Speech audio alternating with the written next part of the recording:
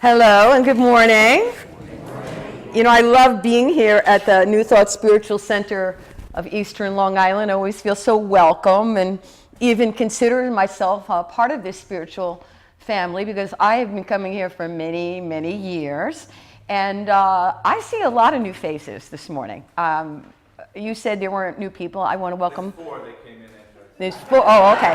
Because apparently he admonishes the people to be good when there's new people. I want to welcome my friend Jill and her daughter Cornelia, and I'm so grateful you're here to join me today. And I want you to know that I appreciate the love and the respect you offer me. And you know, when you come up afterwards and you tell me how much you love my talk and my shoes, it's fabulous. So. All in all, I love being here and basking in the energy at the New Thought Spiritual Center of Eastern Long Island. So, you may have wondered, what exactly is New Thought? New Thought is a religious denomination, and it's considered a denomination because we operate under a common tradition and identity with other people who call themselves New Thought. So there's tradition and identity. I'd like to start with identity and give you those ideas that distinguish New Thought. New Thought teaches there's only one presence and power in the universe, God the good, omnipotent. It teaches that it is an infinite intelligence. Some people call it spirit, some call it divine love, some call it universe source, and that this power is everywhere present. We teach in New Thought that this infinite intelligence is God individualized in and through every single part of creation. That means that every person is an individualized expression of God, and that we are spiritual beings having a human experience. And because this power expresses in us, through us, and as us, we too have creative power, the power to create with our thinking. Now, the 2 main attributes of this creative infinite intelligence called God is wisdom and love. Wisdom is divine ideas. They're divine ideas. And so the universe always gives you ideas for whatever you choose to have in your life.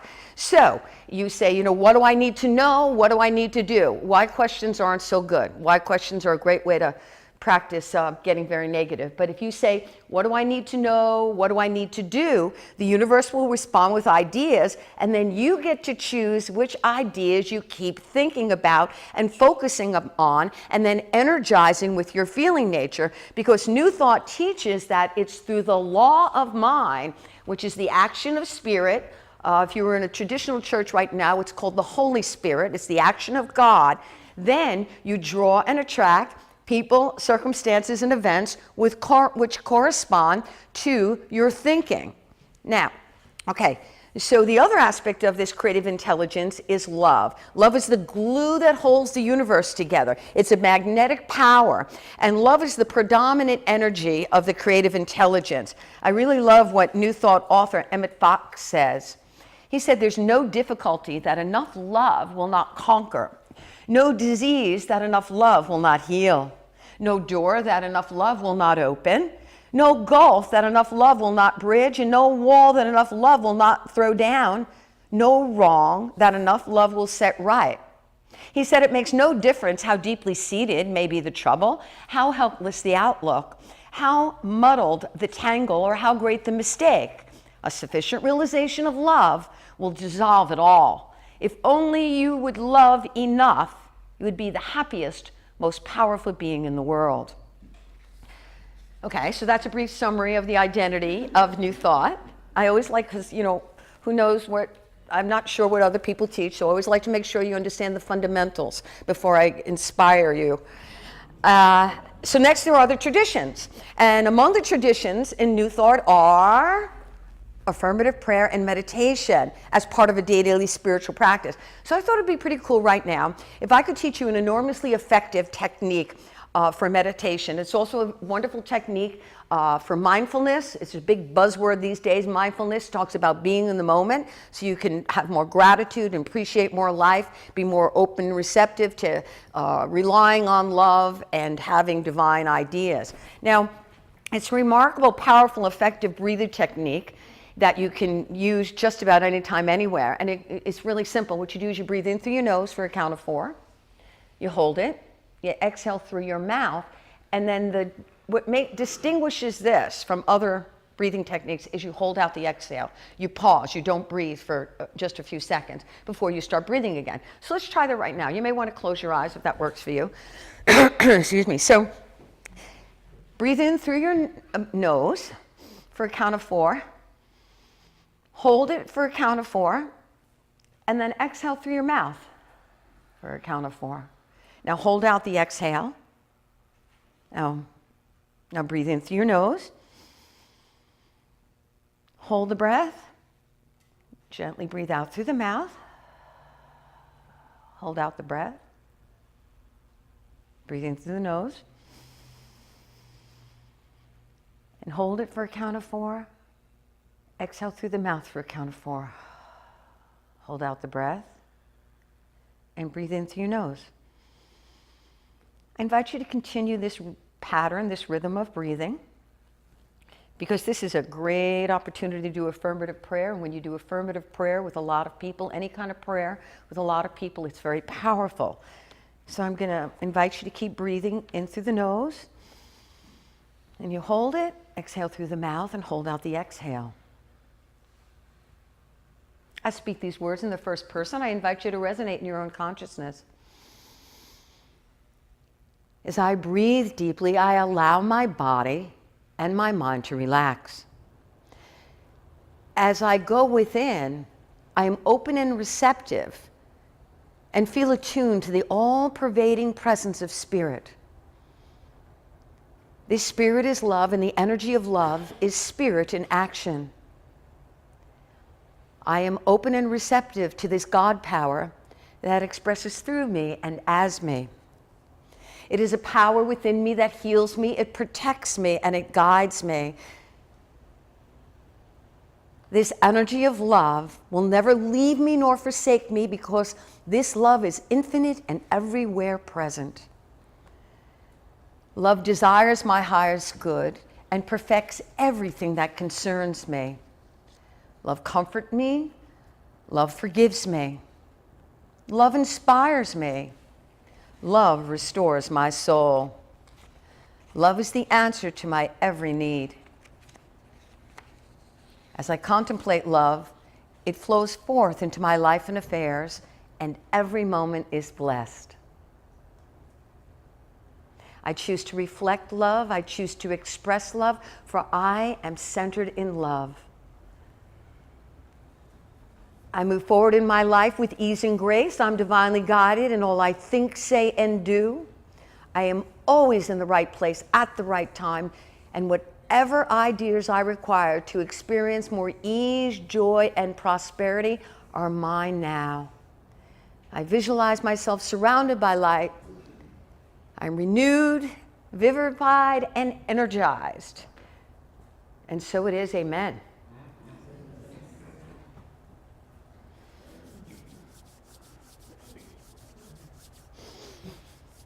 Alrighty then, let's take a deep breath in through our nose and out through our mouth with a sound like this.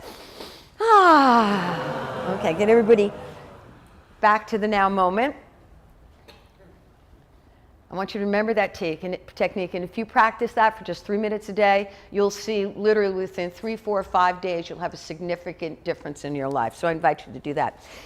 Jack and Cornelia Addington were prolific New Thought authors. They wrote a book entitled Your Needs Met. What I love about this book, it's this book of affirmative prayers, and it's written alphabetically by the title of the prayer. And in it they wrote, there is no problem on earth that enough love cannot heal. Love is the answer to every human need. Ernest Holmes, the author of Science of Mind, he wrote, love is the grandest healing and drawing power on earth. It is the very reason for our being.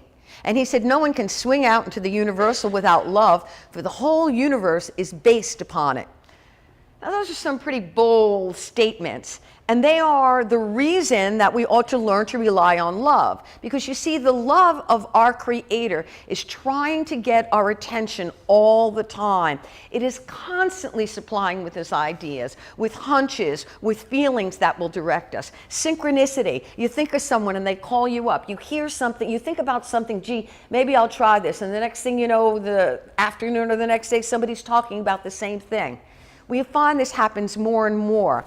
And the thing is, though, we've been blinded. We've been blinded to love by either what we've been told about God, a definition of God that is a power outside of us that does things to us or for us, or we may have been limited by our human experience of love, which may not have been unconditional, real love, as Greg Bear writes about. The truth is, God's love is always trying to get our attention. And sometimes it's obvious, and sometimes it's not so obvious. And I want to tell you a story that I heard. I don't even know where I heard it. This is going to be my 30th year this summer that I'm ordained, so I have no idea where I even heard this story. But it's a story that's really terrific. But first I want to tell you about this. I thought of this morning because my friend Jill, you know nicknames. Jill is a nurse, and I thought about this.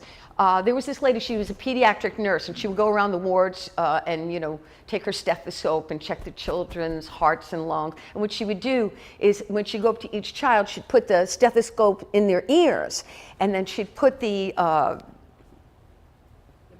bell. Thank you, Jill, on the person's heart.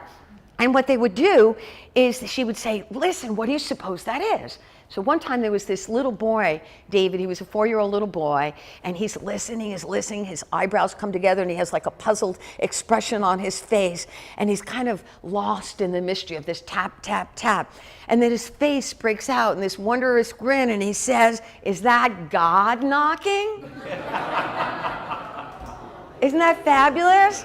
So next time you hear your heart, or you think about your breathing, your heart beating, I want you to know that's the universe knocking, telling you that you can rely on love. You know, in the Bible, there's only one place in the New Testament where God is described. It says, God is love. Only one place, God is love. Now, this is the story I was telling you about. It's a story of divine guidance and of divine love. And hopefully after you hear it, it will inspire you more to rely on your hunches and your guidance, or knowing that wherever you are, you're always in your right place. So there was a woman named Eleanor whose mother had passed away after a long battle of cancer. And when she was first diagnosed, they were looking to see who was going to take care of her. Well, Eleanor's sister had just had a brand new baby, and her brother was newly married to his childhood sweetheart. So it fell upon her to this. She was single. She was in her late 20s. She had no entanglements with a significant other. Is that negative, entanglements? She had no, what? No involvement, thank you. Oh, I'm so glad you came today, Jill. This is great. She had no involvement with a significant other, so she took on the job of being her mother's caretaker, and she took it as a great honor to be her mother's caretaker. And she, helped prepare her meals, helped her walk, took her to the doctor, oversaw her medication, and on and on. Anyone who's been a caretaker, you know exactly what that's about. So finally, her mom lost her long battle with cancer. And as Eleanor was sitting at the memorial service in the church, she was thinking about how her mother was not only her mother, but her mother was her dearest friend. She would support her, encourage her. She would come to all her sports games, and she was always there, and at her school plays, and would be clapping the loudest. And then as she grew and got boyfriends and her heart would get broken, her mother would be there with a box of tissues and hugging her and all. She comforted her throughout her life and encouraged her throughout her life and supported her in college. And so, okay, now I'm getting a little moved here. She was so consumed by her loss at the funeral service, Eleanor didn't even notice the hardness of the pews. This is what she said afterwards. And she was thinking that she was, her work was finished, and now she was all alone, and she felt heartbroken. She said afterwards that the intense was so hurt that sometimes she found it hard to breathe. Eleanor started thinking, okay, what now, God? She was thinking, what now? What's next? And she looked around and she saw her brother. He sat stoically with his face forward, listening to the speakers and the people giving their, eulogies. and the sister's got her husband around her, and she's holding the baby and all, and they were all grieving so deeply. Nobody noticed that she was sitting there all alone. So all of a sudden, she hears her door open and slam shut in the back of the church, and she hears quick footsteps hurrying along the carpet. And she sees this young guy, and he's looking around, and he decides to sit down next to Eleanor. And she said he folded his hands in his lap, and she noticed that his eyes were brimming with tears, and he started to sniffle, and he leans over and he whispers, "Sorry, I'm late." And she just nods. She has no idea who this guy is. She just nods. So there's several eulogies, and at one point, the guy leans over and he goes, "Why do they keep calling Mary by the name of Margaret?" And Eleanor whispers that because her name was Margaret, never Mary. No one ever called her by the name was Mary. So she's wondering, what is up with this dude? Why didn't he sit over there? What's going on here? So now people are starting to look at them because they're whispering, and he whispers back, "No, that's not correct. Her name is Mary Peters." And Eleanor said, "That's not who this is." And he says, "Isn't this the Lutheran church?" And she goes, "No, the Lutheran church is across the street." And he goes, "Oh." And she whispers, "I believe you're at the wrong funeral, sir." So afterwards, Eleanor says that it was the solemnness of the occasion that mixed with the realization that this man's mistake, this big mistake, and it bubbled up inside of her, and it came out of laughter. Now, she tried to cup her hands over her face when she's laughing and pretend she was coughing, which is what I regularly do. So she was pretending she was sobbing. She was hoping they were thinking she was sobbing. And then what happened was that the pew kept creaking, and so people are looking at them angry. And she said all this combined together, and she just couldn't, it just made it even more and more hilarious. So she peeks out from her hands at this guy, and he's looking bewildered, and he's trying to suppress his laughter too. So he looks around, and then he nods at her like, ain't no getting up and leaving now. So they stay. The service is finally over, darts out the side door together and into the parking lot. And the guy smiles at Eleanor, and he introduces himself. "My name is Rob," he says, and he said, "Well, I've already missed my aunt's funeral, so I don't know, let's go for a cup of coffee." So they go for a cup of coffee, and that afternoon was a lifelong journey for Eleanor with a man who attended the wrong funeral but was in the right place. And a year after they met, Eleanor and Rob got married in the local country church, and Rob said, "This time we both arrived at the same church at the right time." And so Eleanor said, "In my time of sorrow, God gave me laughter. In place of loneliness, God gave me love." And she went on to say that this past October, now this must have been a concillion years ago, that they'd celebrated their 22nd wedding anniversary.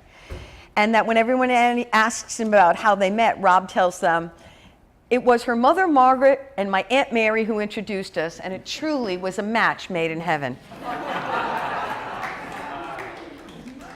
True story. True story. So what she was constantly doing was relying on love, loving her mother, loving the people who came to visit. She spoke about this afterwards.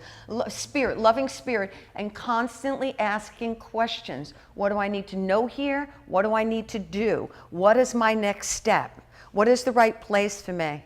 And so it was the mystic Rumi who said, "Your task is not to seek love, but merely seek and find all the barriers within yourself that have built against it." That's deep. I feel like I could just say that and walk away. I know, it's not really deep. Okay, so I have a suggestion on how you can move past any barrier. And if it sounds like I'm speaking fast, I am. It's called scripting. Scripting is a wonderful method to create your good. Last year, I don't know how this happened. I ended up speaking all over the country last year, in the beginning of the year, because boating season starts in April. And I was in Georgia and Missouri and Chicago and Atlanta and Florida, whatever. And so I met this lady in Atlanta. The local minister wanted to introduce me to colleagues. This lady, she stood out. She's on Facebook, Joyce Reynolds, Rennolds. I suggest you friend her. She writes an affirmation of the week, and it's spectacular. So I was very enamored with Dr. Joyce. They call her the motivator of 1 or 1,000. And she talked to me about scripting. Scripting is where you take time for 2 to 3 minutes a day and write. It's the, you know how we talk about the power of the spoken word and how your words are powerful? It's the power of the written word. It's not journaling. It is writing what you want your life to be in the first person if it's already true. Now, you write an intention page, and that's where you write on this intention page, you know, my intention, this is my spiritual scripting, where I trust to know that I'm constantly divinely guided, guarded, and directed. Some kind of intention statement, sign it, and date it. Now, script 2 to 5 minutes a day. I'm studying with the United States Coast Guard, and I'm Power Squadron, and I'm studying navigating and plotting. It's one of the hardest things I've ever done. I'd rather write another dissertation than study this, but I'm doing it. So every day I write in there that I'm successfully doing my navigating and plotting. And you know what happened? Out of just the weirdest thing in the whole universe, I went out one day and I came home. I was tired, but I was invited to a party, and I said I can't script and say I'm looking for new friends and stay home. So I go out and I meet this woman friend, and her nephew is visiting from Turkey, and he is an unlimited licensed boat captain. So guess who became my new tutor? I'm not kidding you. Scripting works. Scripting is wonderful. And here's the topics: finances, relations, health, wellness, spirituality, career.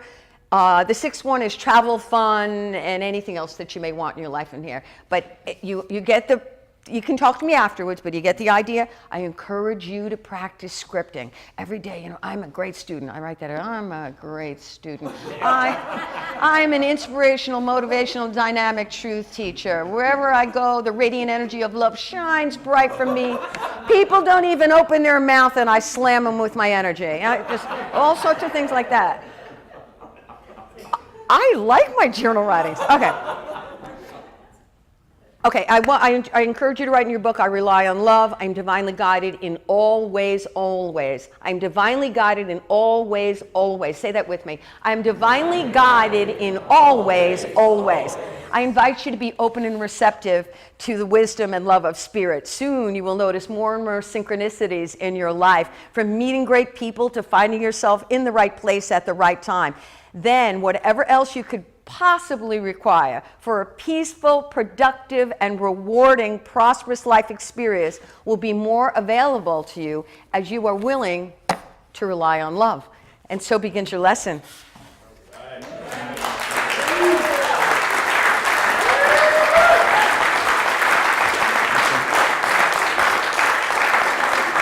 Thank you for having me. Stay awesome, stay all wholesome, and be well.